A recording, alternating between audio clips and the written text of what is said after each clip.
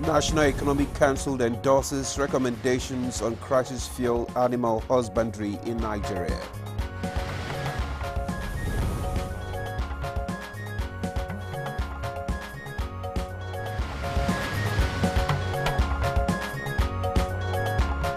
Health Minister unveils new multi-billion-dollar investment to boost local industries.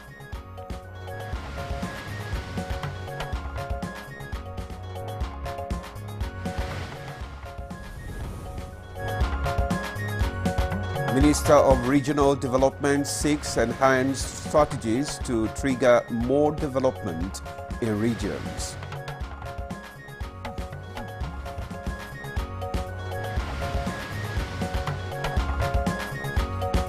And on Good Morning Nigeria today, our conversation is on strategies to eradicate malaria in Nigeria.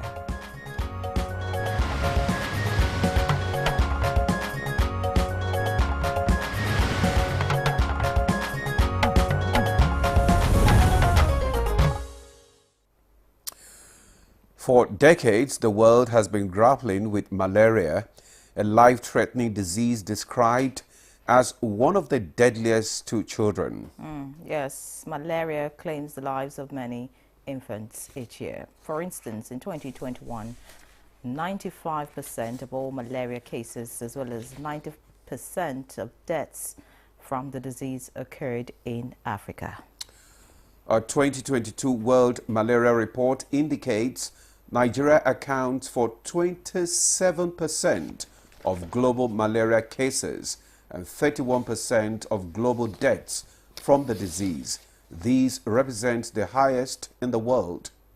Concerned persons are saying that 97% of Nigeria's population is at risk of malaria. They insist issues such as temperature, humidity, altitude, and rainfall create the right environment for malaria vectors to thrive.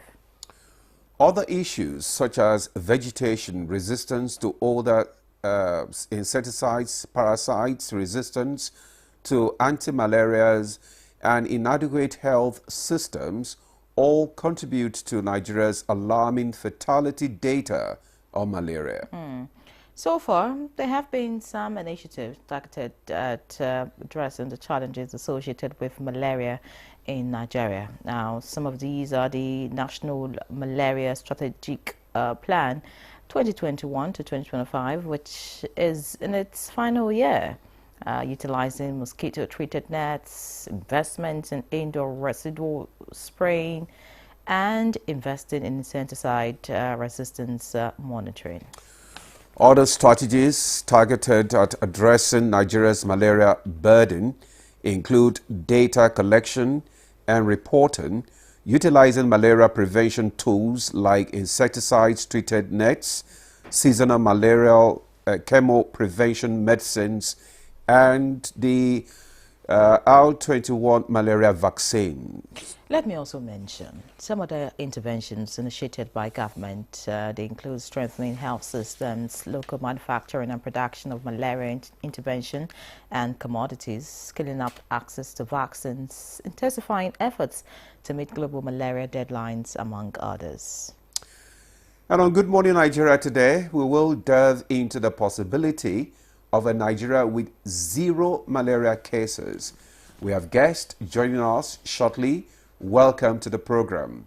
I am Ademola Adeoye. And I'm Henry John. It's glad to have you join us again this Friday. We're reaching you live on the network service of the NTA.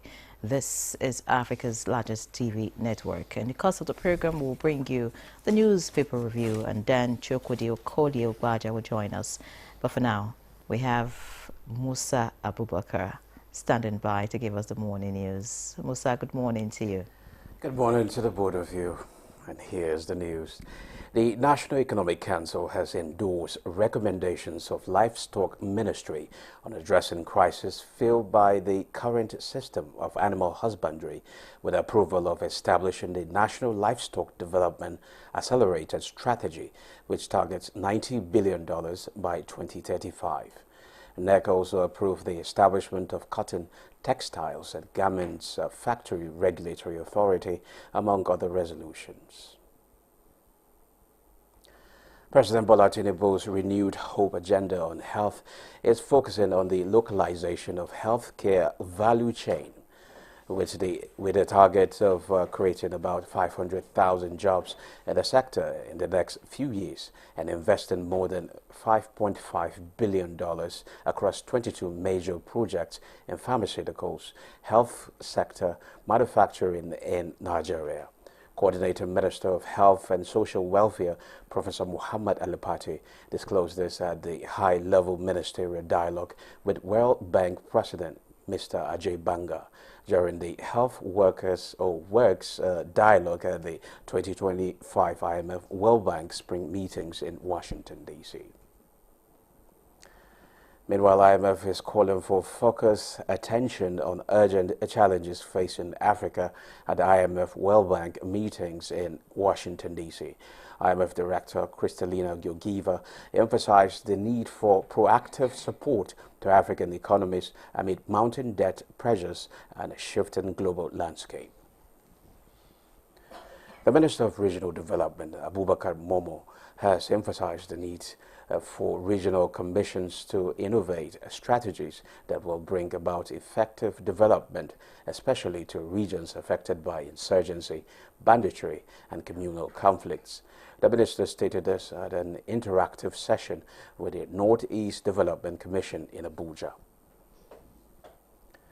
The 2025 Unified Tertiary Matriculation Examination (UTME) has officially commenced across Nigeria, with over 2 million candidates participating at various accredited computer-based test centers nationwide. The examination began as scheduled at all accredited CBT centers in Abuja.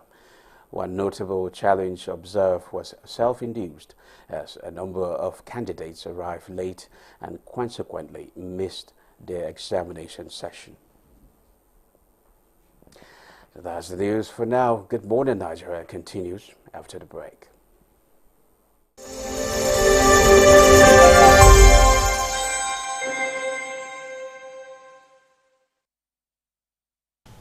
I am Oluremi Tinubu, the global and national Stop TB champion.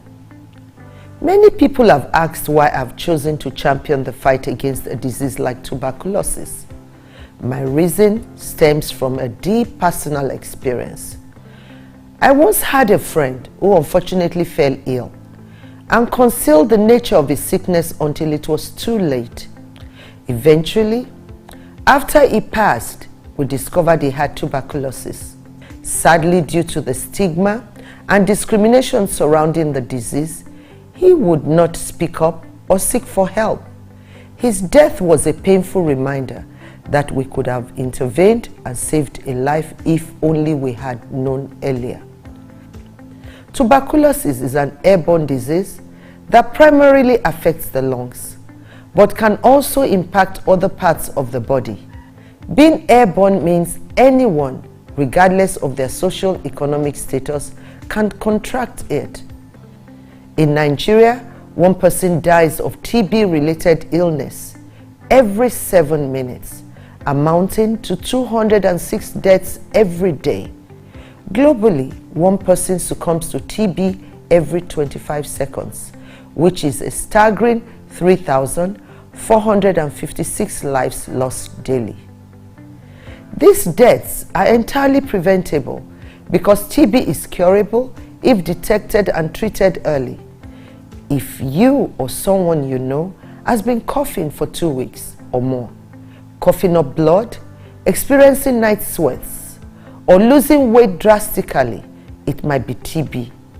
Please visit the nearest government hospital or primary healthcare center for proper diagnosis and treatment. TB treatment is free in all government and some private health facilities. Let us also remember not to stigmatize or discriminate against TB patients or those who have been treated for TB. Individuals who have been cured of TB cannot infect others. I call on all stakeholders, especially the private sector, to join us in the fight to end TB in Nigeria. Together, we can make a difference. Remember, TB anywhere, is TB everywhere. End TB by 2030. Yes, we can.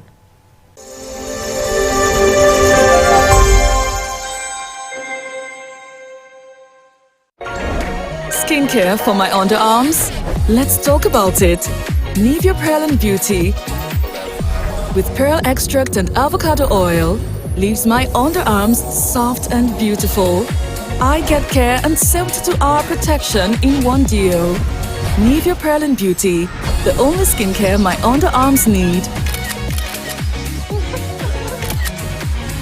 Skin is for having it all. Nivea is for skin. Does your toothpaste give you complete fresh protection? New Close-Up Toothpaste Complete Fresh Protection takes care of your 5 important oral care needs. It gives you strong teeth, prevents tooth holes, cleans deeply, fights bacteria, and gives you fresh breath. Complete fresh protection from Close-Up. So why do you need Dettol 12-hour protective shield? Why? Come, let me show you. From my husband's germ-filled journey to war, to his daily interaction, touching where everyone has touched, and the sweaty journey back home. What else can give you all day long protection? Germs are everywhere, but Dettol's 12-hour protective shield shields your family every day, Keeping them safe, healthy, happy, and successful. Dettol, be 100% sure. The counsel of our fathers. I will urge and advise our younger generation to use talent and brain to sort out problems, not arms. Nigerian youths, let's build our nation together.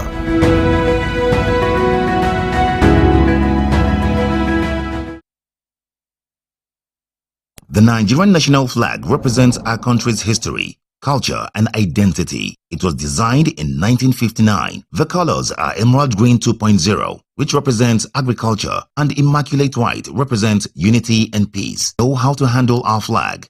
Illuminate the environment or don't fly the flag overnight. Do not fly a dirty or tattered flag. Take such flag to the nearest National Orientation Agency office for proper disposal and replacement. The national flag can only be flown at half-mast on the directive of the federal government. The national flag must be flown at the same or higher height when displayed alongside other flags.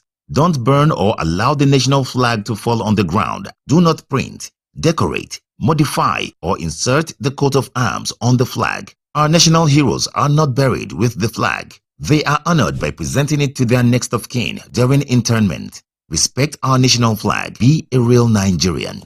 This message was brought to you by the National Orientation Agency, NOA. All right, welcome back. It's still Good Morning Nigeria, live on the network service of the NTA. Let's now take a look at what the newspapers have today.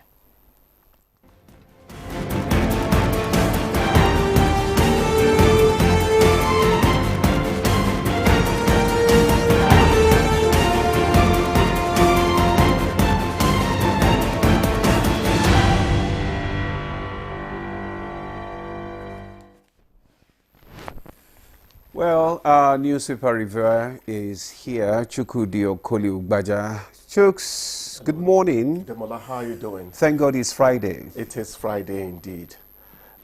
She doesn't want me to say I'm creaking in the wrong places, so I won't say that, but I need a rest. Jerry, how are you doing? Whether you say it or not, we know. Good morning to you, Chukwudi. Good to see you. How dare you? All right, let's take a look at the papers now quickly. Let's begin with the Daily Times this morning. The Daily Times leads with insecurity. Nigerian governors set up committee to collaborate with security agencies. And below the picture story, we have NYSC to deploy core members to NDLEA rehab centers. Question is why? Page 5 has all the details. Kwara skipping into terrorist trap. And that's on page 4. Plateau killings. Military makes progress. Captures suspects. That's on page 2.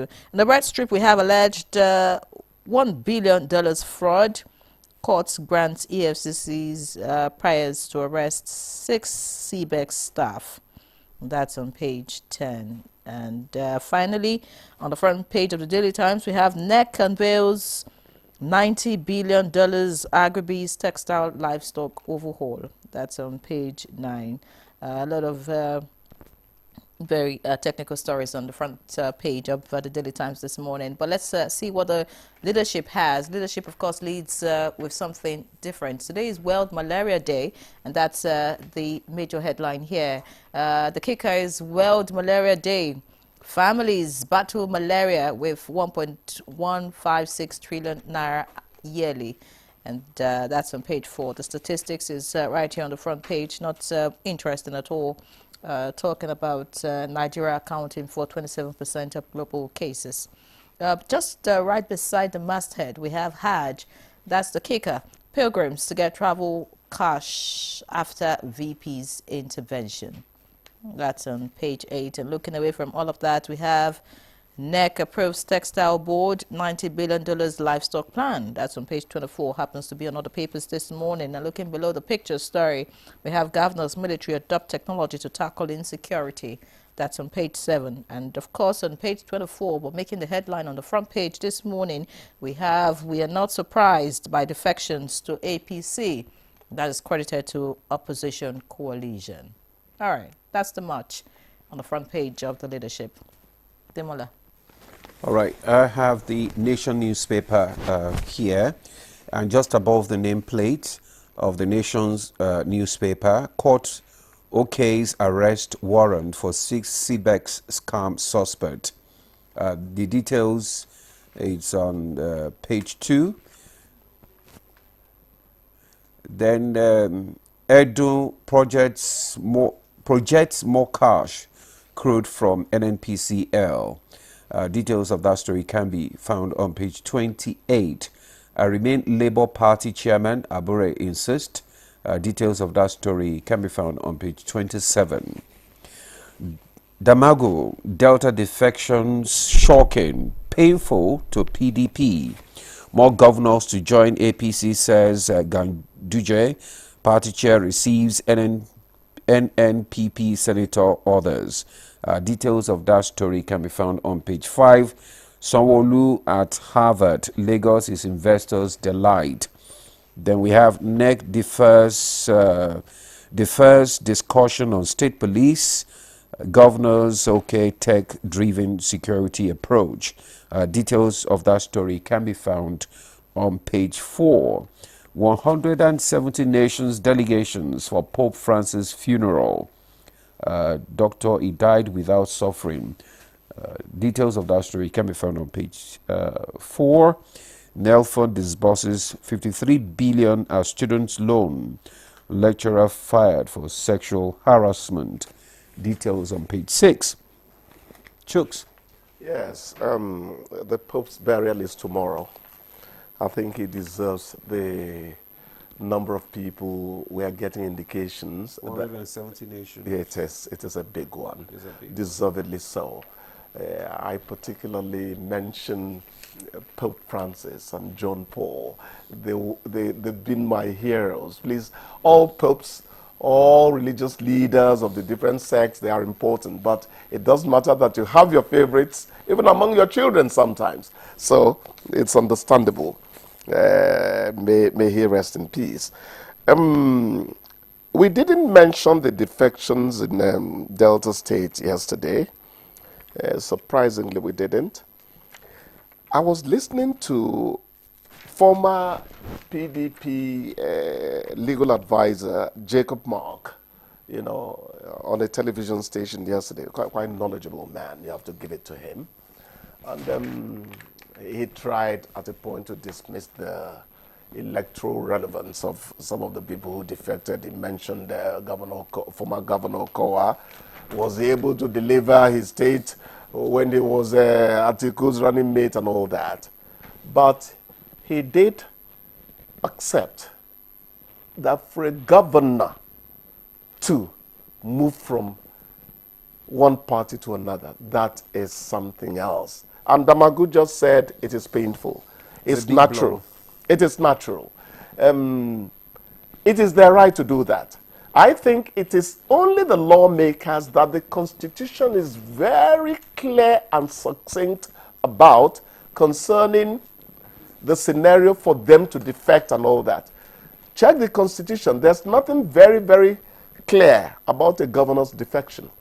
Yeah, I gathered that from some experts. Even the man I mentioned also said that in the interview.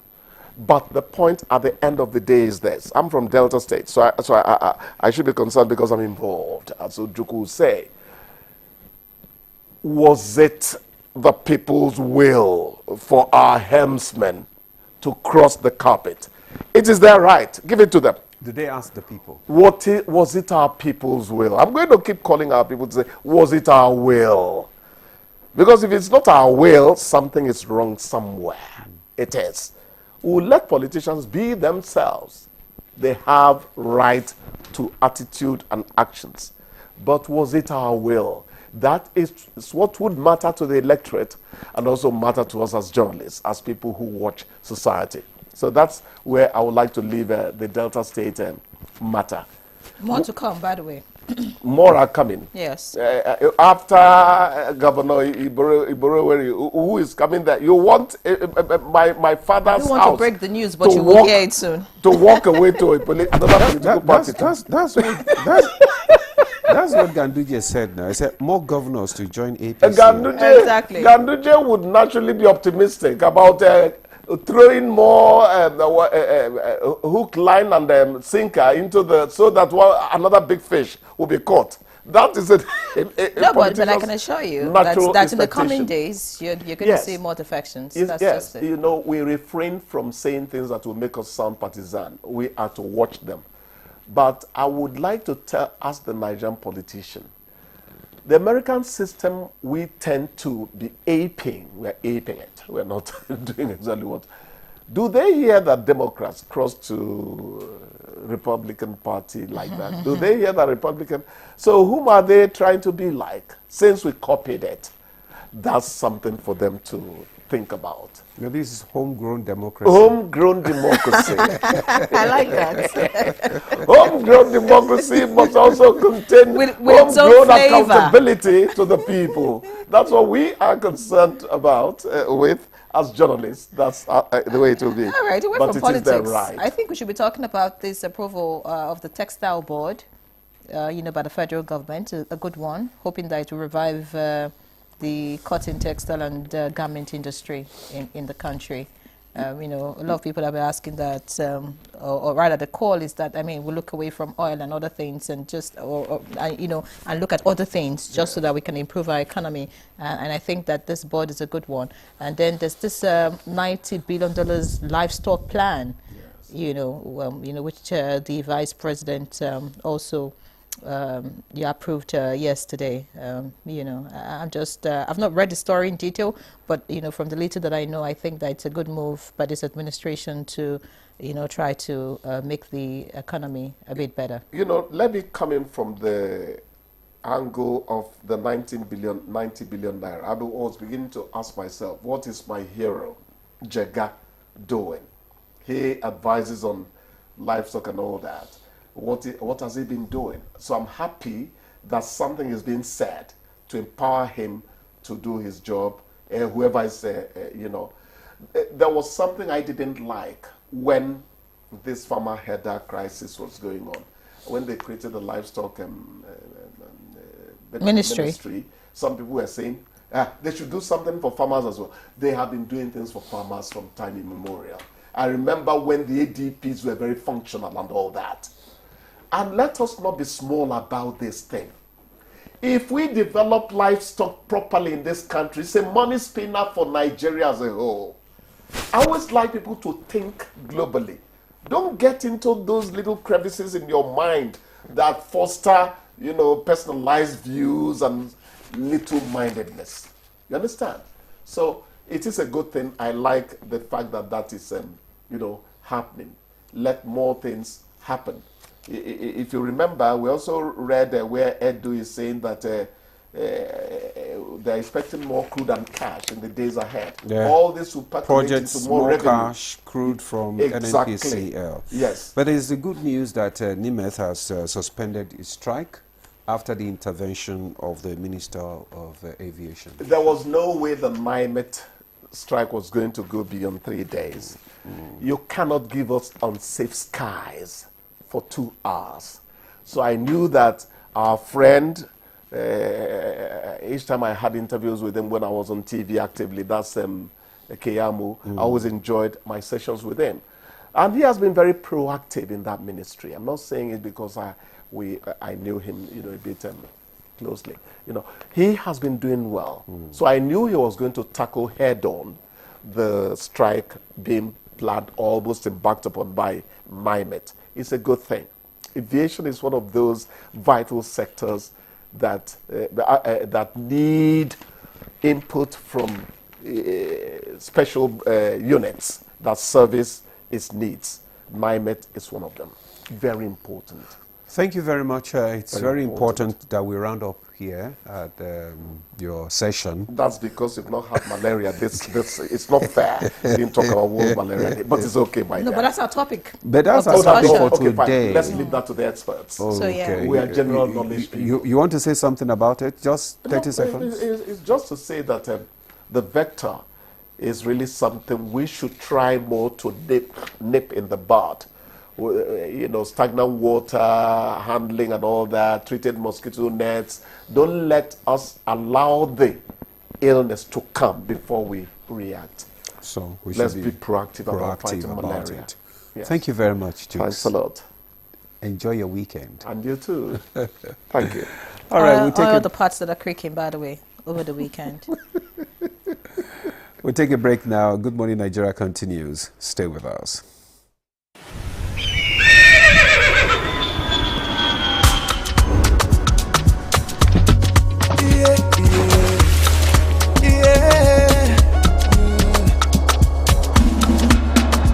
From the Atlantic across the savannah to the Sahara, we rise, a land of the free, we know they tire. We dream great, our spirit is undying. Resilient, rooted like palm tree, we swear in color, with undying demand. We make solutions, we ignite passion, yeah. Diversity is unique, we are more than the solution. We are Nigeria, strengthened in unity, we know they carry life. We are Nigeria, together live the dream of a land with great destiny. We are Nigeria. I am the Real Nigerian. Brought to you by the National Orientation Agency, NOA. The new Happic sachets. It has a thick formula, so all you need is just one sachet for your toilet bowl. It gives 10 times better cleaning and big savings too. Wow, Helen! Sparkling clean toilet with Happic sachet. Hi. You don't know when you have bacteria breath, and bacteria may be the cause of it. Don't let bacteria breath get all the attention. Use Close-Up with antibacterial zinc. Close-Up helps get rid of bacteria breath.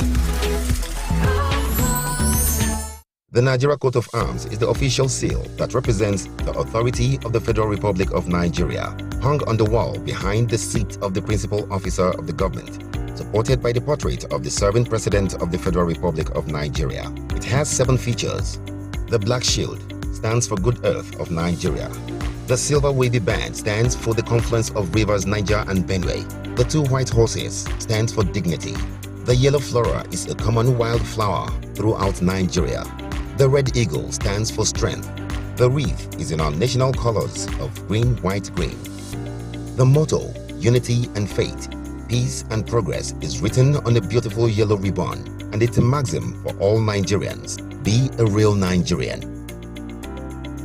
Hey Nigeria, ready to breathe cleaner air and save money? Let's talk about gas. Drive with CNG, the smart, cost-effective choice. Fill up for less and travel further. Save money, save the planet. Switch to LPG for cooking. It's cleaner, healthier, and better for environment. Say goodbye to smoke and eye problems. Do you know Nigeria is a gas nation ranked 9th globally with over 209 trillion cubic feet of gas reserve? Gas isn't just for cooking and driving. It powers industries too. Cleaner, cheaper, and more efficient. And the best part, conversion centers are popping up everywhere. It's never been easier to switch to gas. Join the cleaner energy revolution. Choose LPG for cooking and CNG for your vehicles. Clean energy for brighter future. This message is brought to you by the Office of the Honorable Minister of State for Petroleum Resources, Gas, supported by the Nigeria Midstream and Downstream Petroleum Regulatory Authority, NMDPRA.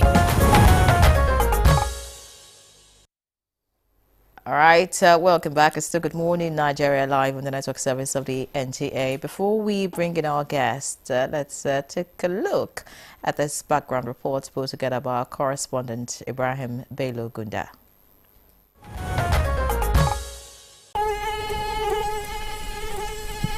Malaria is one of the leading causes of death in children under 5 globally.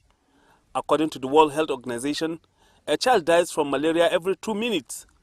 80% of the global malaria burden is carried by 15 countries, 14 of which are in sub-Saharan Africa. World Health Organization describes malaria elimination as the interruption of local transmission of a specified malaria parasite species in a defined geographical area because of deliberate activities, and it is a global health priority that is central to the achievement of Sustainable Development Goals 3. Nigeria is actively working towards a malaria-free nation through its National Malaria Strategic Plan 2021 to 2025, which aims to significantly reduce malaria death and parasite prevalence. The vision is to achieve a malaria-free Nigeria with the goal of reducing malaria death to less than 50 per 1,000 births and a parasite prevalence of less than 10% by 2025. This is expected to be achieved through key strategies and efforts like investing in indoor residual spraying, investing in insecticide resistance monitoring, strengthening data collection and reporting, utilizing malaria prevention tools like insecticide-treated nets, seasonal malaria chemo prevention medicines, and the R21 malaria vaccine. Others are strengthening health systems, local manufacturing and production of malaria intervention and commodities, scaling up access to vaccine, intensifying efforts to meet World Health Organization malaria deadline, among others.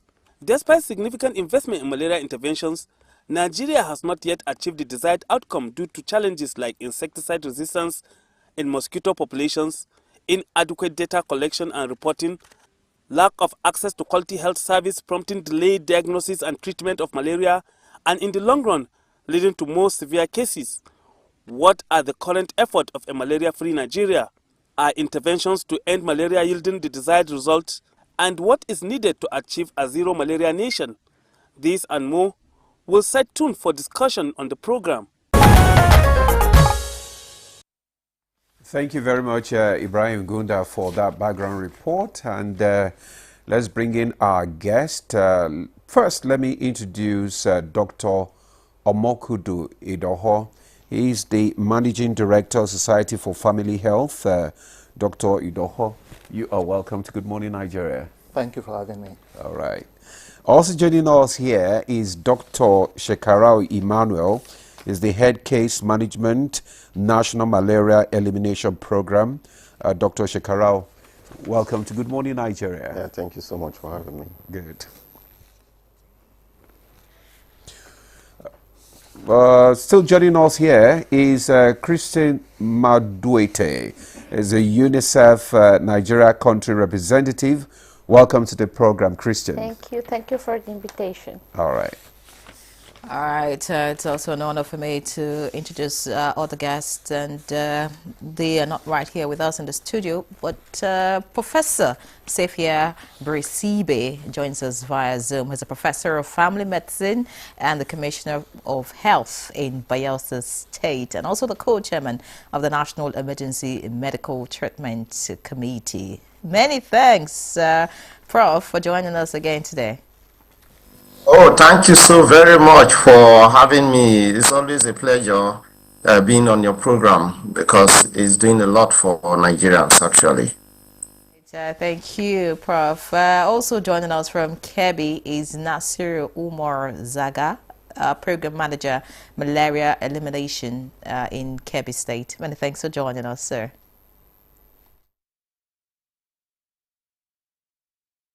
Morning, and thank you very much for having me. All right, before we begin our conversation this morning, we just want to remind our viewers that you can also contribute to the discussion by sending SMS to 08169688126, 08169688126 on WhatsApp, and it has to just be WhatsApp only, and that number is being displayed on your screen. So just send your own contribution on this discussion to 08169688126. Thank you very much. Now let's kickstart our conversation with Dr. Omokudu. We're talking about malaria. Tell us about the 2021 to 2025 target of making Nigeria malaria-free, otherwise known as Towards Zero Malaria. Thank you very much for that question. I think the starting point is that those targets were set in the context of that we're just not fighting malaria. We're actually on the push towards elimination. As at 2022, the prevalence rate was 22%. And the idea was to get that to below 10% by 2025. And I think it's important to emphasize we're already in 2025, so at least that sort of speaks to the urgency of that conversation. But I think within that national numbers, which is moving from 22% to below 10%, there are multiple variables because some states are as high as 41%, while some are slightly above 10% mark. So it means that even though as a country, the travel direction is very clear, let's move from 22 to 10%, it meant right from when those targets were set that some states will need to work a lot harder because clearly if you're like 42% and you need to move to, say, 8%, then that will require a lot more effort than, for example, a state that was actually 12% working towards getting to below 10%. And also, that's the prevalence number, but there were also numbers related to deaths, so which are actually a measure of how well and how effective our clinical care processes are. And the idea was to get below 50 deaths per 1,000 live beds. So that's really bring it down. And I think maybe to put context here so that our audience will understand what we're saying. 1 out of every 4 cases of malaria right now in the world is actually in Nigeria. So that's 27%. That's high. That's very high, yeah, exactly. And if you then look at it, 37% of deaths are in Nigeria, again reflecting the quality of clinical care. So that was the base in which these targets were set, that by the end of this year, December, we should be able to get below 10% for prevalence nationally, some state more than others, as well as in terms of death, go below 50. Even 50 deaths is quite high, but it's just sort of recognizing where we're coming from. And so that's really the journey when we're talking about elimination. Fantastic, Dr. Idogo. You say you intend to reduce these numbers that you just mentioned by the end of this year. I'm thinking this program started in 2021, this is 2025. So in the next, say, 7 months, you want to achieve this magic? How? I think some of that progress is already there. And I think that's why if you look at the team that we've taken as a country, is talking about staying committed. Because I think the journey from 2020, well, we've actually seen some dramatic reductions. So if you look at, for example, all the investments that have been made, whether it's in ITN, we've scaled up ITN very dramatically to almost 300 million distributed over these last 4 or 5 years that we're discussing now. We've thrown in seasonal, what we call seasonal malaria chemoprophylaxis. What it means in plain speak is that we are ensuring that in places where there's very high transmission, that children below 5 years actually get a dose of medicine to prevent them from getting malaria. So again, we've scaled that to 21 states in this same time frame that we're discussing. We've also introduced the malaria vaccine. Again, I'm actually quite pleased Kebbi is even on online, because that's one of the states where it was piloted. A lot of work has been done around sort of deepening the data system, trying to do what we call sub-national tailoring. So we're not just looking at Nigeria as Nigeria, now we're actually saying where is malaria? Where is it higher? What is happening in the different local government level, ward level, district level, and we're taking a very tailored approach to ensure we can actually drive that down.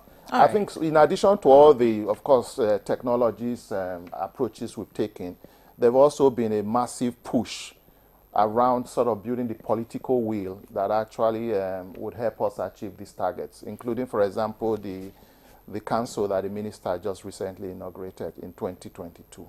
All right, two statements that you made that I would like to see clarification, but that may be much later. You talked about getting a dose to prevent malaria. So I'm thinking, are people supposed to be, pre-treating malaria? Is that a way to go in dealing with this issue? Because, I mean, I've heard a lot of doctors talk about you shouldn't take malaria medication, until you're diagnosed, to have it. But that will be much later. And then talking about, what the government is doing, you also tell us what subnationals are doing in all of this situation. But let's get to UNICEF now. Let's speak with Christine Monduate. I understand you've been to all the states in the country in the fight, to ensure that malaria is completely eradicated. Tell us what you know. What really are the issues? Why is it a difficult push? Yeah, well, I think there are many factors that are contributing definitely to this problem. One of them, of course, is the natural conditions of the country. This is climate driven. We have several floods in different parts of the country every year. So that's one. The sanitation conditions is another one. This is where you have the mosquitoes reservoirs, of course. But also there is a lack of understanding and information on how to have preventive measures. So although everybody knows there is malaria in the country, and I think there is not one community in the entire country that doesn't have cases of malaria, and definitely deaths, mainly children, because they are the smaller, the more vulnerable population in the country. Despite all this, the preventive measures that should be practiced by families, by communities, are still not there. The other factor is economical means, the high poverty conditions in several households in the country. At times they really don't have the means to get the mosquito nets. Of course, despite the efforts of the government, who always is trying to provide these type of supplies and commodities as much as possible. And so that is one, adequate mosquito nets with spray with insecticides. This is one of the most important preventive measures if you are in a malaria context. So this is one. You mentioned already the vaccine, but the vaccine, of course, we all have high hopes, and here we work together with the Ministry of Health and the malaria program, also at state level with the majority of the state ministries of health. I'm happy to see the Commissioner of Health of Bayelsa connected, because we spoke about malaria, I think it was 1 year ago when I was there. Yes, the malaria vaccine can be a huge, important response, but it's still on its pilot stage. So that means we all should be alerted, and we all should use our preventive measures First one, of course, the repellents that are available, although there is already some resistance to repellents, but despite that, we should try some measures about how to manage your households, right? And not really open doors, avoid having, the water there just deposited without not really taking care for it to be washed away. Okay. And the other one is the mosquito nets. Okay, tell us specifically the programs and initiatives UNICEF is implementing to support malaria elimination efforts in Nigeria. So I would name 3 or 4 main ones. One is that we work closely with the federal ministry and at state level with the commissioners and the state ministries in building capacity, mainly also in supporting the primary health cares and community health workers in providing preventive messages to the people who attend to these health facilities.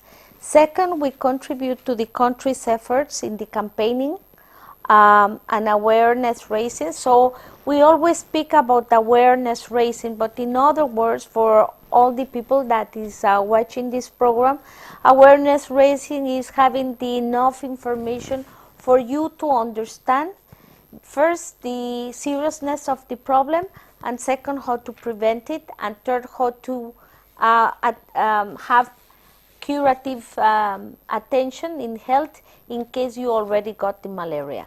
So that's the second point, information and social mobilization. Third, UNICEF supports with the procurement. I'm not saying the funding, the procurement we support because the funds come from the national budget. We support with the procurement of the vaccines and in the case of malaria, the whole idea with our procurement service is to bring them, to support them, to distribute them. And finally, our teams in the field help as well the national efforts in terms of the monitoring, right, of this. So the vaccines, as the doctor said, are now in Bayelsa and Kebbi. And well, we hope that, the country can have the opportunity and the funds as well to increase. Now, what people need to know is the malaria vaccine is a 4-dose vaccine. So if you only go once, it's not enough, right? And one of the things we are now analyzing is that, yes, people go, they take it once and they don't return, so there's a lot of dropout. Now, the problem with this is, first, you are not really fully immunized, but second, there is a lot of vaccine wastage. Vaccines that are costing the people, the government of Nigeria, a lot of resources. So whoever goes to take the vaccine, you need to be responsible enough to go back and finalize your treatment. All right, I'd like to stay with you because you talked about the vaccines, and tell us, what's the quantity Nigeria has received so far? Because there's a report that says it's just been 1 million. Yes, yes. 1 million provided doses? by Gavi. Gavi is one of our main partners in the vaccine distribution and provision to countries. Now, yes, I mean 1 million sounds a small quantity in a country of 220 plus million inhabitants. But the point is, this is a new vaccine. So it is not that, Nigeria doesn't want to get a major volume of vaccines. It is globally the availability of vaccines because it's new. Okay, Dr. Shekarau, you are the head case management National Malaria Elimination Program. So tell us, where is Nigeria on the timeline for achieving this target, which is in the final stage? All right, thank you so much. So currently we're implementing the National Malaria Strategic Plan 2021 to 2025. And, you know, the last indicator survey conducted was in 2021, and we are planning to conduct the 2025 indicator survey, which will tell us the status. And like had been mentioned, we have been deploying high impact intervention, which is in line with the global best practices, in line with the WHO global technical strategy, of which oftentimes we pilot in country before we deploy. So we have been deploying interventions such as the preventive interventions. We have the insecticide treated nets, of which since 2010 up until now, we have distributed over 300 million nets to the populace. Where the rural areas or the urban communities? Yeah, in both rural and urban, but majorly of recent we are now concentrating more on the rural areas, because you know oftentimes, like it's described, malaria is a disease of poverty, and often, even from our indicator survey, what we have seen is the fact that the incidence of malaria, it's more amongst the low-income earners, and so we focus interventions majorly on the community level. And even in countries where elimination has happened, you will realize that you have to focus intervention and work closely with communities for them to own this intervention and also utilize them optimally. Okay. Yes, Complete. and then we have also other preventive interventions. You know, we have a lot of preventive intervention because we don't even want the populace to come down with this disease, because it's easier when you're very nipped it rather than it happening and then you have to treat. So we have, apart from the insecticide treated nets, the seasonal malaria chemoprevention, which is another high impact intervention that has been recommended since 2012, and we have made progressive progress in deploying this intervention from 2013, when we just piloted it and we reached about 200,000 children. Currently, as at last year, we reached over 29 million children with this intervention across 21 states. So the reason why it's seasonal is the fact that it is deployed in areas of highly seasonal transmission of malaria in the country, and majorly it's in the northern part of the country where we have seasonality. Rainfall patterns often commences from June, you know, reach its peak in June, and then also ceases around October. So in the north, we're doing the seasonal malaria chemoprevention, and in the southern part of the country, we are piloting what we call the perennial malaria chemoprevention, which is almost similar to the seasonal malaria chemoprevention. Also, as part of prevention, recently the malaria vaccine has been already talked about, not to overflog it. We have commenced deployment in Kebbi and Bayelsa states, and the plan is a phased approach of deployment. We are planning to scale up to additional states, but you know, like had been mentioned, the global availability and access to this vaccine is still not at optimum, and reason why the country was allotted 1 million doses, which we have taken stock of and have been deployed to those 2 states. We were pragmatic in choosing those 2 states because, for example, Kebbi State has the highest burden of malaria in the country. It has been consistent since 2010, when we had the first malaria indicator survey. Kebbi had 63% prevalence. By 2015, it had declined to 52, and more recently, there's a minimal decline as well to 49% in Kebbi State. So when we say the prevalence in the country is 22%, it varies. Lagos State, for example, is at the verge of elimination of malaria in the country. So a number of states are also below 6%. A good example is Kwara State, for example, where we were able to deploy intervention, new interventions, like from 2021 we commenced seasonal malaria chemo prevention in Kwara State, and also the new NET project happened in Kwara State, alongside other key interventions such as prompt diagnosis and treatment and then surveillance. Okay. We were able to see a marked decline in Kwara State from 25% to 6% recently. So we are making progress, and we know that by the time we are able to conduct a malaria indicator survey in 2025, that is by the end of this year. By the end of this year, we would be able to tell. And more recently, let me quickly add, the coordinating minister of health, we haven't seen such, political commitment in a long while at ensuring, changing the narrative of malaria burden in the country, because globally we keep reporting Avon carrying the highest burden.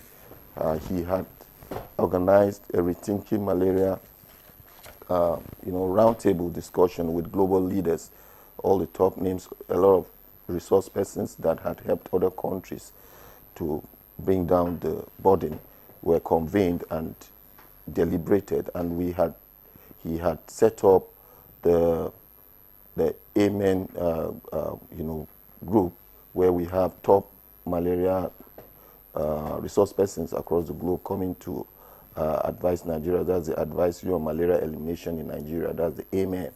That has been done, and more so, he has also commissioned the need for us to have a pragmatic, costed plan to ensure we have the exact and the resources and the itemized intervention that we require to push the country to elimination. That has also been done. So that meeting came out with strong recommendations, that's pragmatic shifts and actions that would lead Nigeria to elimination. A number of them also is the need for the country to have manufacturing in country, that is quality assured medicines are manufactured and WHO pre-qualified. And just recently, one of those companies in Nigeria has also received WHO pre-qualification to manufacture sulfadoxine pyrimethamine for prevention of malaria amongst pregnant women.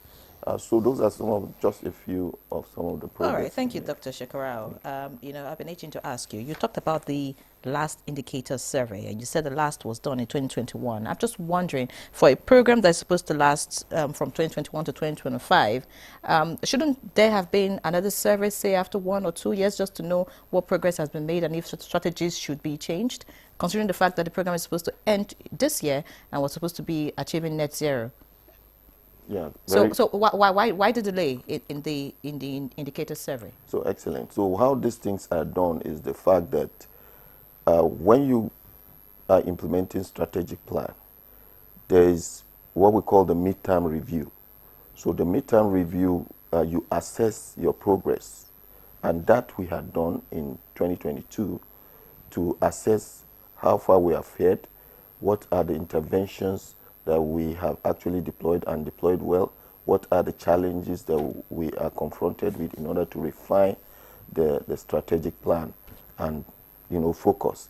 The indicator survey oftentimes is usually done every 4 to 5 years. That's a different thing entirely. But for the review of the malaria strategic plan, which sets the target of us getting to 10% prevalence, that review has been done. The malaria midterm review has been done. In 2022, what was the statistics like? Yeah, so that is not a statistics. Usually it's not a survey. It just reviews the interventions that have been deployed and how well they are doing and what gaps or challenges are seen in the implementation of the strategic plan. The standard is to have the indicator survey happen every 4 to 5 years. And if you calculate 2021 up to until now, it is just now we're qualified to conduct indicator survey. Okay, let's just bring in Professor Sayefa, who is the Professor of Family Medicine and Commissioner of Health in Bayelsa State Government and co-chairman of the National Emergency Medical Treatment. Professor, what have been the major challenge, or challenges, especially in Bayelsa, in implementing these zero malaria target? Can you just let us in? Yes. Thank you that I'm here. But for us in the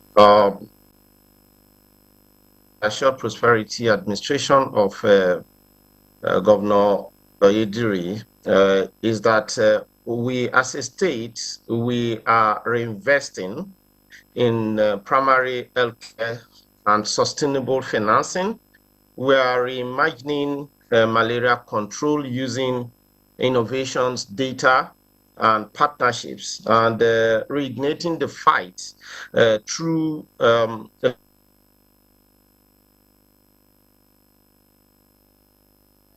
looks like we have lost connection with Bayelsa, where Professor Sophia Brisibe joins us from. Once we reconnect with him, of course, we'll get him back to answer that question. Let's get to Kebbi now, where we have Nasir Umar Zaga, the program manager, malaria elimination, Kebbi State. Okay, I understand that Professor Brisibe is back. You can go on with your response, sir. All right. Okay. Thank you. So we are reinvesting in primary healthcare. We are through and then sustainable financing. We are reimagining malaria control using innovation, data, partnerships, and we are reigniting the fight through leadership, collaboration, and community ownership. And of course, I'm happy that Christine is on the stage, because the fight against malaria for us, most especially because we are one of the states that is piloting the malaria vaccines, which a major challenge is with our difficult terrain. And for the partnership and the collaboration we have with UNICEF, we actually she donated 6 boat ambulances for us, so that deepens the immunization process. As of today, we have done over 30,000 first doses, over 15,000 second doses, and about 5,000 third doses. We have a problem because, of course, of dropouts. But again, that is where leadership and collaboration comes, and then community ownership. So we're trying to drive that process and see that all that is needed in terms of getting these vaccines uptick increase. We're doing it through collaborations with our community leaders. We're on jingles all the times and all that.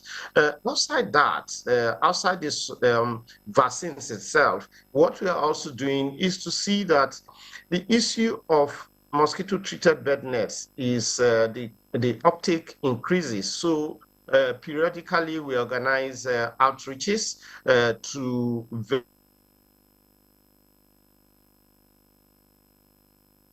Right, that connection is, it looks like malaria is trying to infest that connection, but it's not going to work.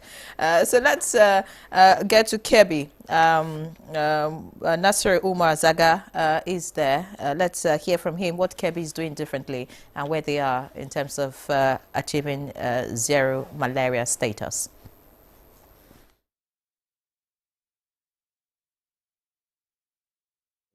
Thank you very much once again. Actually, in Kebbi, what we observe, the Kebbi is one of the states that are having high prevalence rate in the nation. So part of what we come with it now currently is to come with a multisectoral collaboration with other line ministry, like Ministry of Agri and Ministry of Environment. Consider Kebbi is one of the states that are producing more rice and also doing irrigation farming.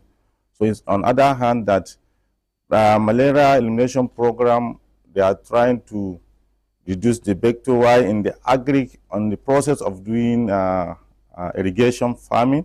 So it's like producing more vector mosquito, because mosquito usually need stagnant water for it to embrace the larva and also to be separating. So while we observe that program, yes, we are achieving from, if you look at from the survey in 2015, like indicator survey, the prevalence is around 63 and it reduces significantly to 52.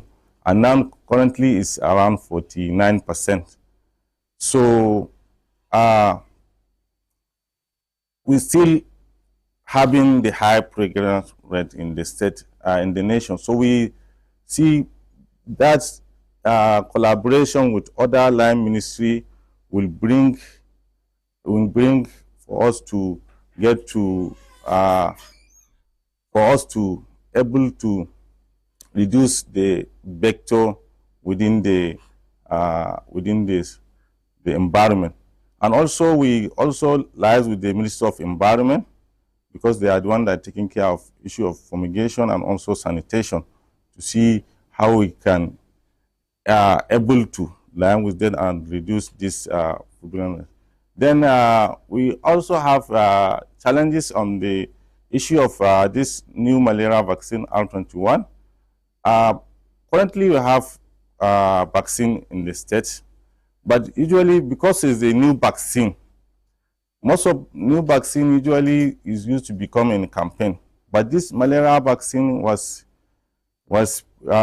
integrated in the routine immunization vaccine, instead of at least to do first campaign, so that we get more higher coverage than to do this as least routine. So this is part of what issue that we having in the state, but still we are trying to do more sensitization and also more community awareness and also ownership. So we are in the process now to bring in all the community leaders to own this program, and also make sure the children that are supposed to get this vaccine and immunized. Part of what we observe that bringing some issues is that the line of the malaria list of the routine immunization. So it's only one dose. Like I remember, it's only number vaccine 3 that is another vaccine lies with it, because some people, for them to come back to just get only one antigen. Okay, all right. Well, I think we are having some technical challenge with that, Kebbi, but we'll get back to Kebbi State later. But let's take some more reactions that have come in from our viewers. Maybe Dr. Omokudu, you react to some of these questions from our viewers. He said, this one said, good morning. Please, what is the government and different NGOs doing to curb the high cost of malaria drugs and nets? This question is from Dr. Collins from Port Harcourt.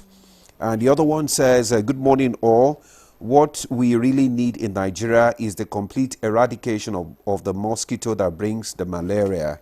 The government is to do its part, and everyone should perform its obligation towards the eradication of the disease.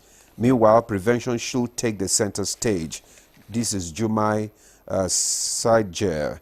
And Mohammed Musa Afami, government needs to engage the services of community development workers, as they play a crucial role in eliminating malaria by engaging with local communities, promoting awareness and facilitating access to prevention and treatment. People die because malaria drugs and treatments are so expensive right now, so many people can't afford it. This also is from George from Port Harcourt. I'll pause here. There are other reactions which my colleague will take probably after you have responded to some of these questions. Yeah, thank you very much. I think maybe a starting point is always around from a cost effectiveness perspective, the prevention is always a cheaper option. And I think that's why even in the conversations we've had today, we started by talking about the spread from prevention to curative, that whole full spectrum. And so as a country, ITN, insecticide-treated net, it's almost a national sort of programs. And like we've mentioned, more than 300 million has actually been distributed over the last couple of years.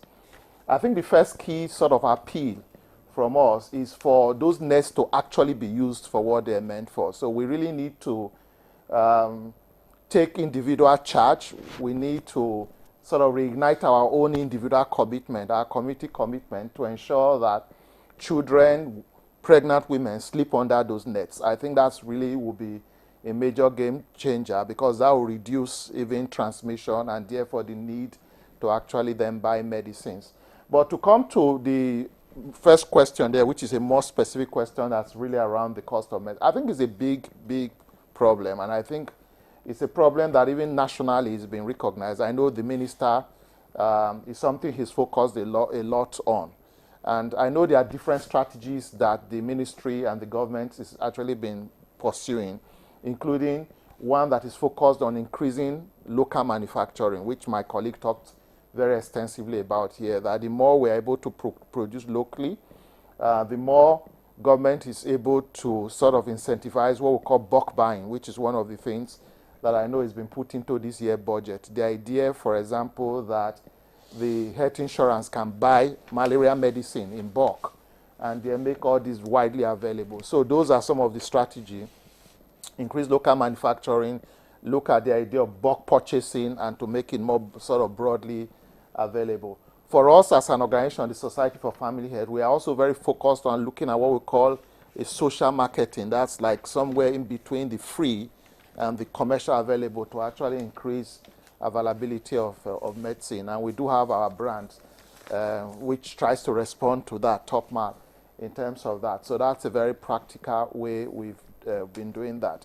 There was a question on actually elimination. And I think, again, the conversation there is there are some states that are already almost looking at elimination. Lagos is a very classic example. Kwara is another example. And what that does show us, and I guess where it gives us a lot of confidence, is that when we say elimination, it's a very doable thing. And I think if there's one message that should go out to all of us, the viewers, this: when the conversation on eliminating malaria is on the table, it's not just one of these nice to have conversations. There are actually countries in our lifetime, in the last 10 years, that have eliminated malaria. Like Egypt, for example, is a practical example. You know, most people may not even know some section of the United States, even a lot of us like to go to Florida. Florida used to have mosquito until about 2 decades ago or thereabout. But they've eliminated it. So it's doable, and I think that's the key messaging that we're saying. And we have the technology, we have the different intervention. And I think the other key message in here is there's no one silver bullet. So there's no one of these intervention that will solve it. But we have combining ITN, that's insecticide-treated net, plus availability of medicine, seasonal malaria chemo prevention, which he talked about. How available is this treated net? Relatively available. At least there's a whole national campaign. I know this year, for example, as a national program, which... when I say available, I mean also accessible to especially those in the rural community. There are free elements. So, for example, as a country, we have what we call an ITN net campaigns that are taking place in close to 10 states this year. That's how extensive it is. And let me put some numbers to that. We are talking about distribution that is close to almost 60, 70 million ITN nets just this year alone.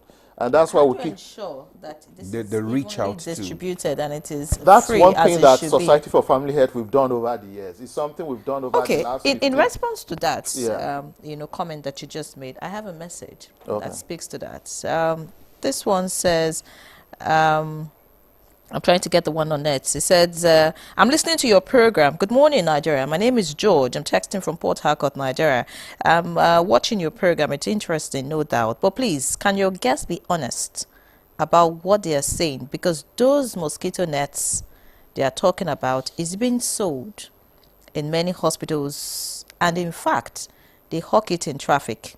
And nets is not free. Thank you. I think that's a very good question, and I really want to respond to that. In the health sector, we actually do what is called a total market approach. A total market approach in the health sector recognizes that there will be what we call 100% subsidized, or in plain speak, free nets. There will be nets that have some level of subsidy. You know, the buyer pays a token, and there are nets that are full commercial nets. So if you walk into some pharmacy, you may find nets that are being sold. Those are commercial nets. And in health sector, as much as possible, we do not want to create a perverse incentive where you say everything is free at the end of. So it's important people understand that for most things, there's a total market that speaks to ability to pay across the different spectrum. So for those who can afford, you get full commercial nets. Those who can pay a token, the social marketing segment respond to them. And then there's the free nets. And what we are saying is in 10 states of this country this year, at least 70 million nets will be given out free. And I think that's a fact. And for example, Delta started yesterday. So for anybody in Delta, you could go to Asaba today, you could go and check Society for Family Health, where are the SR in that program. Those nets are free. There's a whole mechanism that has been put in place to figure out who needs to get that free net. You just mentioned Asaba. Should that be the focus? Because that's an urban area. No, it's the whole state. It's the whole state. Okay. No, it's the local governments, anywhere in Delta State. We get this thing. Let me explain how the process works. There's something we call micro planning. So basically, you're going to take the whole state data and say we have X number of local government here, we have X number of ward. And that's what he was saying. We will now take the data and say, where do we have more prevalence than the other? And then make decisions that then say, for example, if the prevalence is more in the peri-urban area or is more in the rural area, and like my colleague mentioned, we are seeing more of that in the rural area now, then you then prioritize those locations. And every single of those locations will get those nets. Okay, so thank you. Really let's take more messages. We have more messages here. By the way, if you're watching... After that, maybe Dr. Shekara can of course also would respond, to yeah. some of these questions. Just in case you want to send in your comments, questions or suggestions, the number remains 0816-968-8126 is also being displayed on your screen. You can send either SMS or WhatsApp message to the same number. Thank you very much. So looking at more messages here, this one says, why did the media stop the child survival series called Let Them Live in local languages in various states? It was supported by UNICEF in the 90s. I'm sure Christine will respond to that. This one says, good morning. All right, I'm Austin, and this is from Lagos. It says, thank you for bringing this issue up. The height of mosquito bites is too much, especially with the lack of power, you know. And this is from Lagos, by the way. You said Lagos is close to 0. Okay, but this person says mosquitoes are disturbing them badly. And that's... especially the female one. And okay, anyways, that's like what the message is about. So it means that, I mean, the 0 may not be really 0 at the moment. Well, this one says, please, are treated nets effective and should it be encouraged for homes? And that's coming from Alexander Okpara. Another one says, good morning, Nigeria.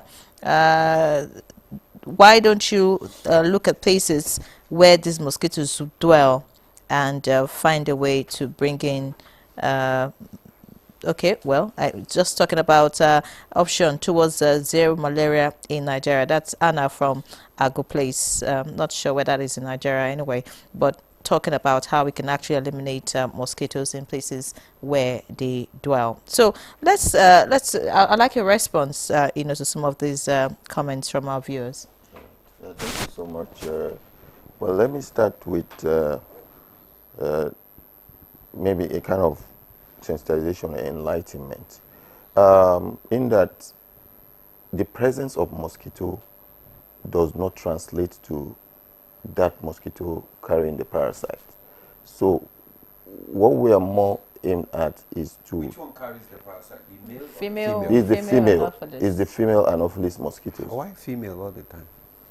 Yeah, they want to get the apple. Well, maybe you ask God for that, but that's... yeah, but you know, they fertilize and all of that. So they carry, and they are the ones that, in the course of taking a blood meal, okay, all right, you know, usually the mosquito just comes innocently to want to feed, and it's in the course of biting. If that individual has the parasite, it will be picked by the mosquito, and when he goes again to his next victim, it now want to inject. You know, there is a way it does some kind of anesthesia there, like that's why when you are asleep, when they are biting, you don't even know, because there's a way they make it numb, and before you know it, they are able to carry the blood that they require to feed. And when they feed, they go to want to rest on the wall for digestion to happen. So what I'm trying to say is, if you and I, for example, utilize this intervention, the mosquito nets, the mosquitoes will not have access to go and inject the parasites. Okay, if an individual feels a fever and quickly presents at the health facility and is detected and treated on time, that medicine is going to be given will wipe out that parasite from the system, such that even when mosquito comes around, he will not be able to pick it.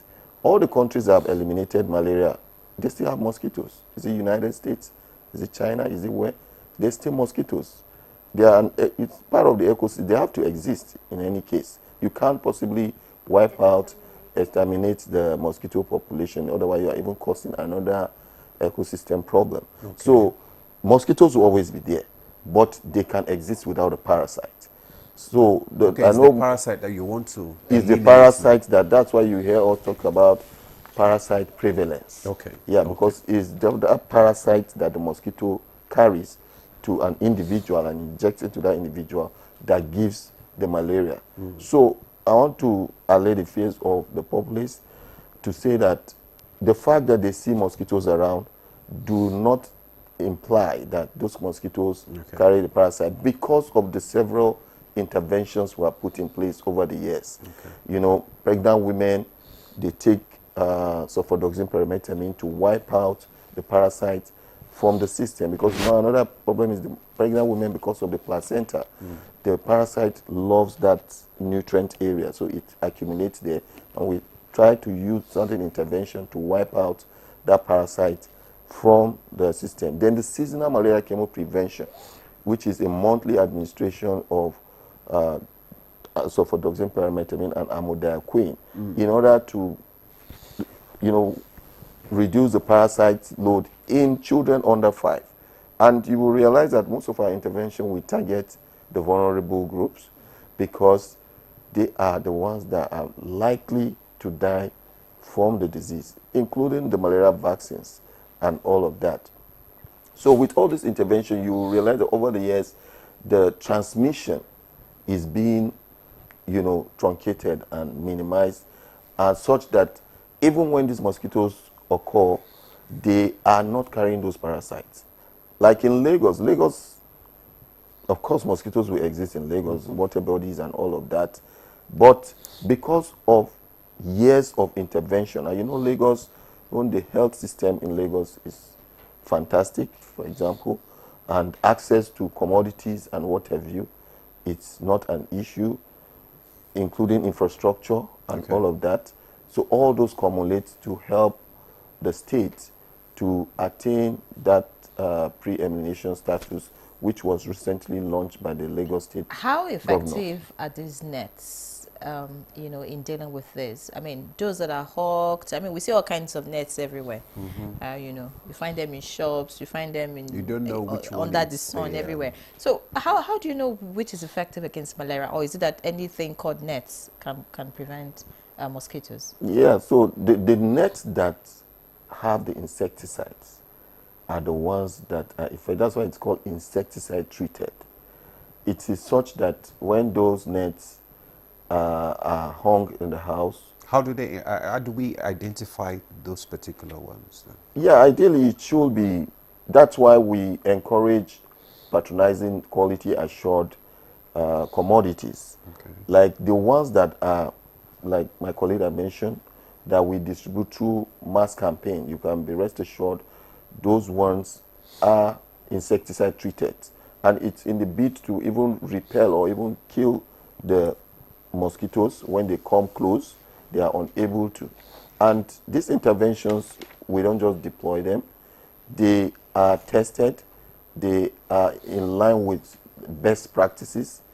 What is done, those are some of the interventions, even the countries that we're talking about that have eliminated malaria, those are such interventions that they deploy in order to attain the status of which they are. So they are effective if you patronize the right outlets for purchase. Does it have a validity period? Yeah, it does have about 3 years. 3 A years. reason why our replacement campaigns happen every 3 years in states where we have support, like, for example, from the Global Fund, from the PMI, you said, and even more recently, the World Bank. There's a big challenge now that people are really, complaining. This resistance to anti-malaria drugs. How is government, tackling that challenge? It's a big challenge right now. You buy drugs on the counter and all that. You find out that there's a lot of resistance. All right. So let me state categorically here that we do not have resistance to anti-malarials, recommended anti-malarials in Nigeria. The ACTs, that's artemisinin combination therapy, there is no resistance to ACTs in Nigeria. We have instance of some areas or in the Eastern Africa, I think Rwanda and Uganda, where resistance is emerging. Okay. All right? But in West Africa and even in Nigeria, for example, we do not have resistance. Why do I say so? We are proactive at the National Malaria Elimination Program because we carry out what we call therapeutic efficacy studies. Okay. To ascertain the effectiveness of those anti-malarials that are recommended by the countries, by the country. So you are testing their efficacy. What I think is generally happening when people say the malaria drugs are not working, there are a number of things that happen. And the reason why we emphasize the need for testing before treatment. Okay. Many a times, when people have fever, what they just do is to walk into a pharmacy and purchase these malaria drugs. Okay? They just walk into the pharmacy to buy malaria medicines. They do not even know whether that fever is as a result of malaria or not. Okay. So, if you like, take a whole carton of ACT, the person will not get better because he's not even dealing with malaria.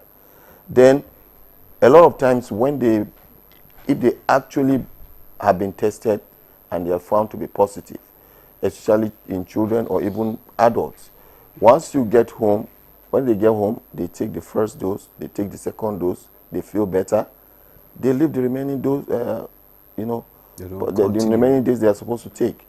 So certainly the parasite will, develop it back, and the person will not feel better. Then, of course, we do not also rule out the concerns of counterfeits, for example. But to say resistance, there's no resistance. There's treatment failure.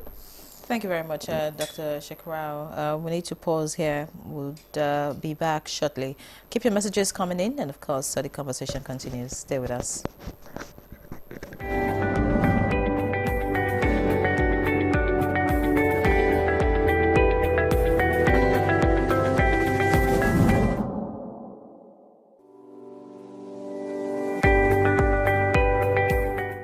Well, creativity is so broad. I would say whatever it is that you're creative about, it takes a lot of practice before you become very good.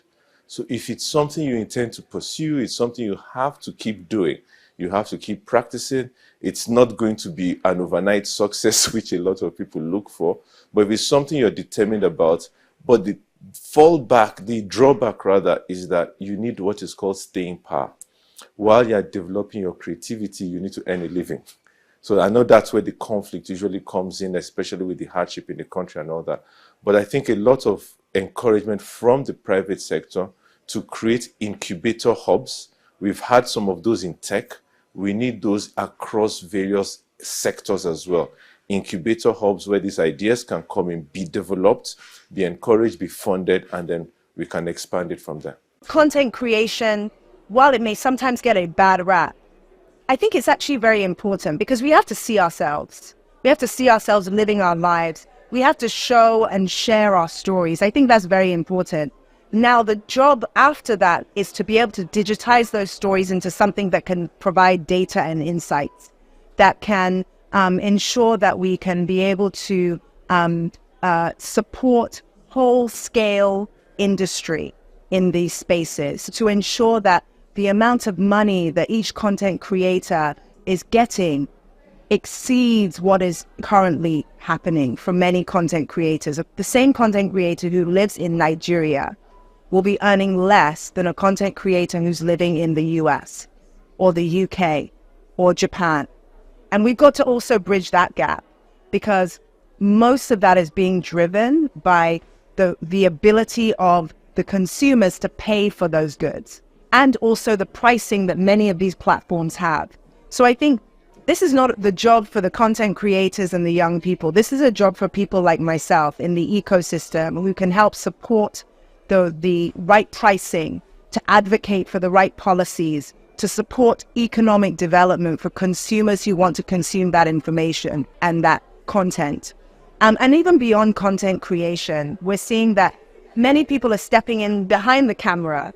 They are producers, editorial, they are graphic designers, they are in technology, but maybe not in front of the camera. And what we want to say is also, we need those people too. We need those stakeholders involved. And the job of many policymakers, DFIs, is to ensure that the strategic investments get there, the collaboration gets there, and we're deliberate in how we're saying we want to support innovation in our continent. There's an age group where your brain function is at its maximum, and that's the age group we call the youth, isn't it? So we need the youth, the younger generation, who have the energy, the imagination to be equipped with the proper education, the proper tools, the proper encouragement, and then take what innovation they bring out and turn it into mainstream developmental ideas. So you find a lot of things that are invented by people in school or straight out of school. We need our patent laws to work so that they can earn a living from their imagination. Once the imagination is just for a one-year festival or an event, then it's not worth it.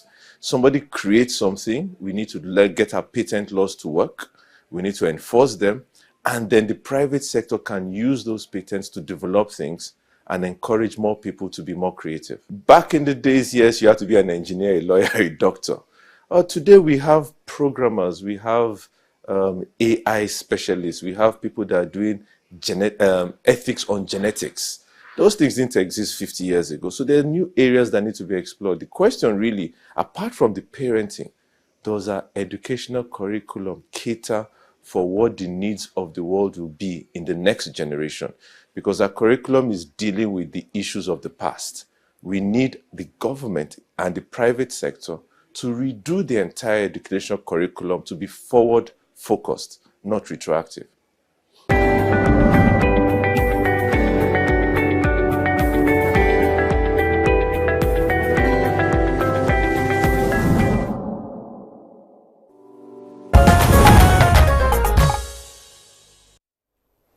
All right, welcome back. It's the Good Morning Nigeria, live on the network service of the NTA. And our topic this morning is towards zero malaria in Nigeria. Our guests are still very much with us. And it's now time to get to the UNICEF representative right here in Nigeria, Christine Monduate. Of course, you know, I want you to speak some more. We do not have much time left. But I want you to speak about what you think we should be doing differently. I'm asking that because, I mean, the fight against malaria has been, ages, but it looks like the numbers are reducing, but not that much, you know, just very minimal. difference in our fight. And according to a report, Nigeria spends $1.1 billion annually just to fight malaria. But I don't know, we're not seeing that kind of huge difference in the statistics. Speak to us. What exactly do you think we should be doing differently? Well, I think that to really have a huge change and hopefully to eradicate malaria in Nigeria, everybody should understand that each one has a responsibility and an accountability and a role to play.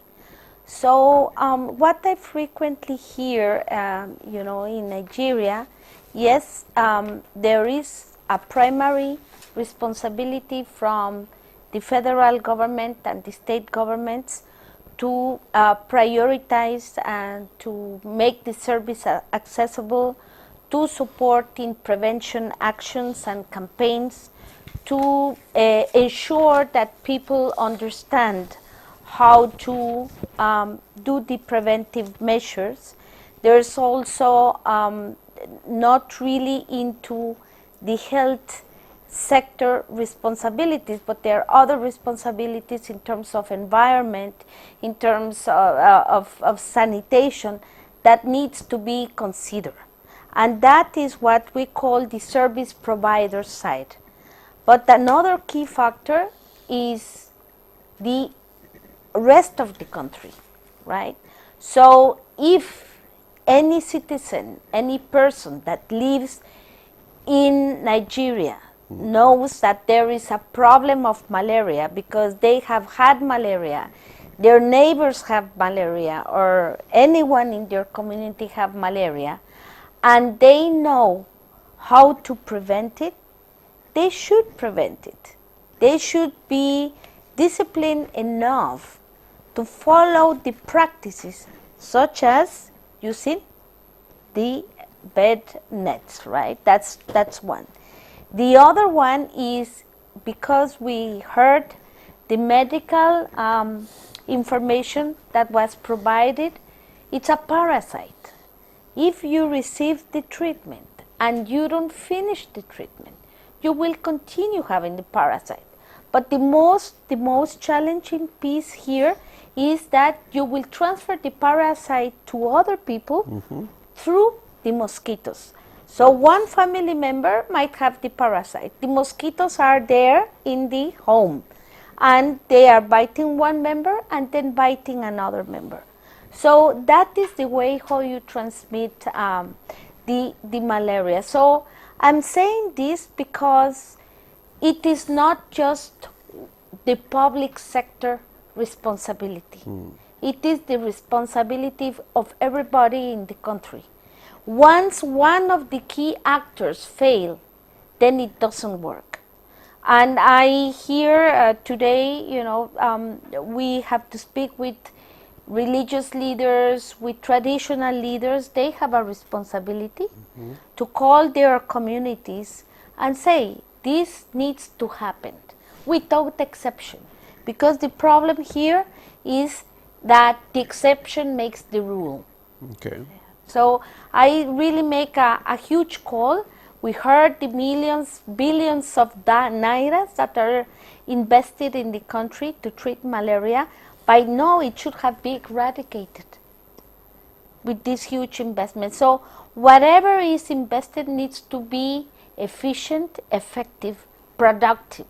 From, and here I say from, of course, the public sector side, any investment that the government makes, of course, they are accountable and they need to ensure that the results are there. And that's why the malaria program is monitored and there is an assessment to see the progress. Okay. And I said the other side is my contribution, your contribution as media to prevent and eradicate malaria. Okay, thank you very much, Christian.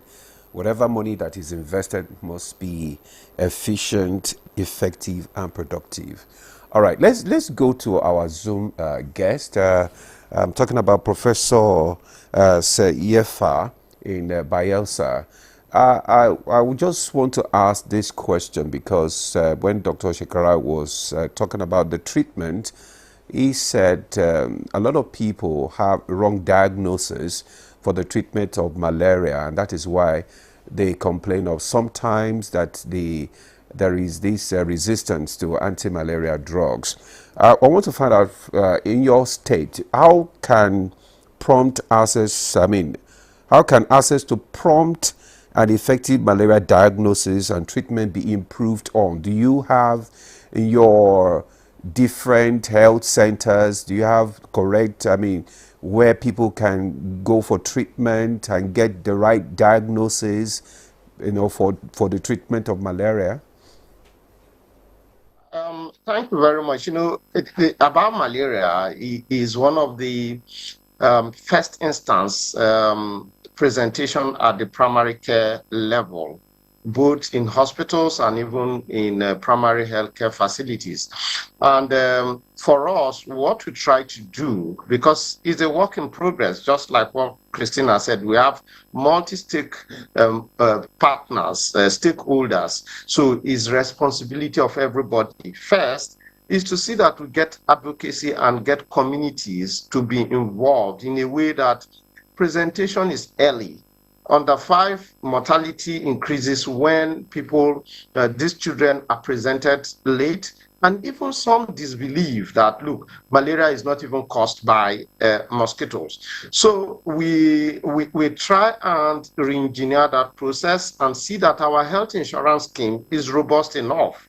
And the Bayelsa Health Insurance Scheme is one that even at the point of entrance is free. At the point of primary care, there is no co-payment. So access to that is very, very, it is almost as is very okay. But what we are also trying to do with the health insurance scheme is to get these drugs, the ACTs, available, and say that, look, the minimum, the barest minimum is this. And of course, majority of malaria treatments has to be on empirical diagnosis in any case. But outside that, we try and see that at least we have the necessary laboratory support system in our primary care facilities, in our secondary care facilities, to see that the testing is done as quick as possible. And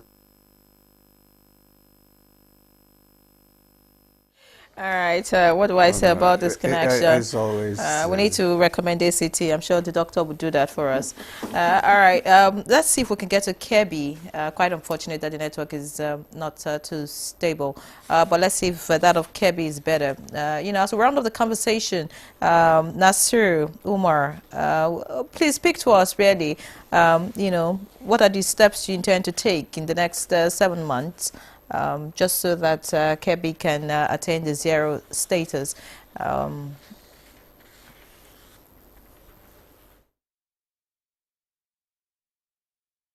Okay. Thank you very much, one again. Like I said earlier, first step that we take is for us to do multi-sectoral collaboration with other line ministry, and also we have different interventions. You see this vaccine R21 that's piloted in Kebbi. It's also one of intervention. We also have another intervention of seasonal malaria chemiprevention that all our LGS are benefiting from it. This is giving malaria treatment during the rainy season, which starting from June to October. Kebbi, we have rain pattern within those 4 to 5 months, that June to October. And we also have facilities that we are supporting with malaria commodity, which is free. We have about 527 health facilities that they are receiving commodities that is free. Test is free, and also the treatment is also free for all these facilities. Part of them, there is also secondary health facility, and also the primary health facility are all enjoying this one. And there is even some facilities that are institutional facility from the university. We're also targeting those facilities to make sure everybody have the access of this commodity and is also free. So what we are feeling to the national and also the state government is to for us to sustain this program, to continue getting this access to this commodity free to all the beneficiaries. And for the our community is for them to comply with the guidelines of malaria policy, because one of the problems that we have is like people, they don't want follow what is in the guideline. Maybe you have to get test before you receive commodity. Everybody just want to just receive the commodity and take it. The moment they have fever, they think that it's malaria. It's not all fever that is malaria. So if they can follow and get tested and confirm this case is malaria and also receive commodities, that will be better. But still, we having issue of people that are thinking that every fever is malaria. The moment they have fever, they will just rush to the chemist and leave the commodities that is free in the health facility and go to buy commodities thinking that they have malaria, which is actually is not the malaria. So if people will follow the guideline saying that let me test and also receive, if it's confirmed, receive the commodity, that will be better. Thank you. Nasiru, not every fever is malaria, so that is why we need to go get the right diagnosis. Thank you very much. We have more reactions from our guests, from our viewers rather, and just let me take one or two of these reactions. It says, good morning. How can we assess mosquito nets, and when will Nigeria start implementing the malaria vaccine? I think that has been answered. We've started the vaccination. It's on already. When will the vaccine be available nationwide? I think that one, we need to answer that. I think availability of the vaccine will go a long way in reducing malaria prevalence in Nigeria. Malaria drug is very expensive now. Are there efforts to make it affordable or free? I think that also has been answered earlier, but maybe the one that should be answered will be, when will the vaccine be available nationwide? I think availability of vaccine will go a long way in reducing malaria prevalence in Nigeria. All right, let's just take some more messages so that Dr. Idogo can just respond to them all at once. This one says, malaria elimination in Nigeria needs more sensitization and attention to environmental sanitation. This one says, what is the implication of stagnant water around homes? That's coming from Ishako in Maiduguri. This one says, is it true that mosquitoes die in the home just by placing the treated nets? And someone said that malaria cannot be eradicated in any nation in the tropics. The warm environment favors the vector insects to thrive. All right, I'll just take two more here. It says, people still live in filthy and bushy environments with poor human waste disposal habits that breeds mosquitoes. Information dissemination in Nigerian languages to local communities is key. Fantastic. That's coming from Yusuf Abdul, all the way from Zaria. This one says, good morning. Well done, guys. I want to suggest that all this effort to eradicate malaria or towards zero malaria in Nigeria can only be achieved if all our scientists come together to find a way of infecting the mosquitoes that cause malaria, so they will not be able to make anyone sick, and we can kill them. This is coming from Haji Aladi. Anyway, well, we'll just have your take and his take and our take because of time. Yeah. Thank you very much. I think maybe the starting point really speaks to the point around tropics. And I think my colleague is really dealt with that. That is not the mosquito per se, it's the parasite. And once you focus on the parasite, once you're able to separate the parasite from the mosquito, it's very doable. The science is clear. I think it's been tested very clearly over the year. Well, how do you separate? I think it's a one of them is the parasite. net. One of them is the net. So, for example, the question somebody asked, an ITN, an insecticide-treated net, just the mosquito touching the net dies. And once the mosquito is unable to sort of assess the parasite in the blood. Of course, after some time, it's natural sort of elimination process. It doesn't mean the mosquitoes will not be there like he described very well. Okay. And maybe just so I know we're wrapping up now. So for us as an organization, SFH, so what over the next couple of months till December, we're working with Lagos State. We're actually quite proud of some of the success so far recorded. For example, we implemented what we call the Joint Mass Campaign SMC in Kwara that actually saw the prevalence dropped. So I'm actually quite pleased that right now we're working in Lagos State to ensure that literally every fever in Lagos is tested before a decision on treatment. And that's something we're running across almost all the facility. We are scaling up access to medicines in Lagos. So almost all public health facility in Lagos, 600 and thereabouts. But the question will be, if you say Lagos is about attaining zero malaria status, why concentrate on Lagos again? So we can actually show and prove. I think that's the key message. I'm saying that by the time we're getting to December, we need some excellent success story. And that success story that needs to be said is that it's possible. Lagos has shown it. Kwara has shown it. And hopefully that becomes something that gingers a commitment. Keep in mind that Nigerians, our own sort of local slogan this year is for us to sort of reignite our commitments. So we know it's possible because we are seeing a bit of flagging. We are seeing a bit of, that drop. The tools are not complete. Like my colleague online was saying something about if you take Kebbi and the rice farm, the paddy farming, again, there are technologies there. There are things that eat up those things. There are ways you treat that. We are piloting RS, that's insecticide residual spraying in some select locations. So we have every single tool we need. What we need is leadership from community to traditional ruler to the highest level of national because leadership. of time, let's just talk, Dr. Shekarau. Okay, thank you so much. I'm going to take the question around when the malaria vaccines will be available nationwide. Yeah, nationwide. So, the National Malaria Nation Program is working closely with the National Primary Healthcare Development Agency that has a mandate of deploying the vaccines in country. We have a scale-up plan. Of course, it's a phased approach to the deployment of the vaccines. Okay. We started with the 2 states last year, and the plan is to have more states coming this year.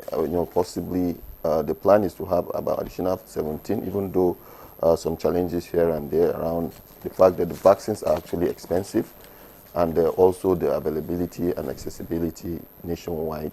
I mean, globally, because the technologies have not really been transferred, to more other pharmaceutical firms to commence production and all of that. So that is we're still there. Then for the malaria drugs, I can hear a lot of concerns around the cost. Yeah, I know the federal government under the coordinating Minister of Health, Professor Patti, are working to see how some kind of subsidy can come into the malaria medicine through the affordable medicines facility for malaria, AMFM. That has been tried before, but we are also still looking to see how that can be explored, in addition to what he had said about having the National Health Insurance Authority having this procured en masse, and so making it more accessible.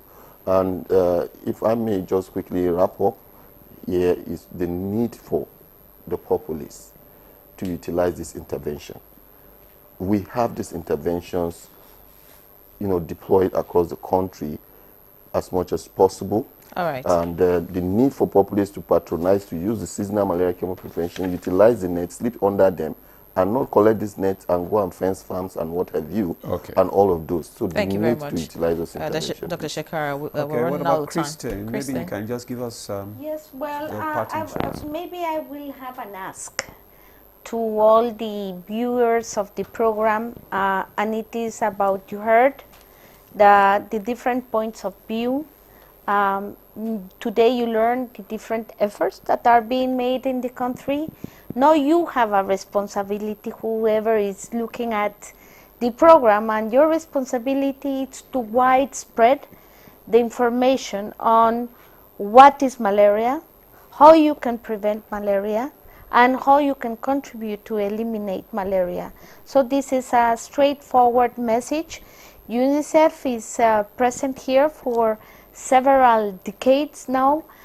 We work for health, nutrition, water, sanitation, education, but we have a very holistic view, and that is why I am always sharing the importance of this holistic approach. Thank you and very it much. has to be a task for all. Thank you so much. I think that's a fine place to leave the conversation. We've run out of time completely, but of course the message has been passed. Thank you so much, Christine Mondwate, UNICEF Nigeria Country Representative. It was a pleasure to have you on the program.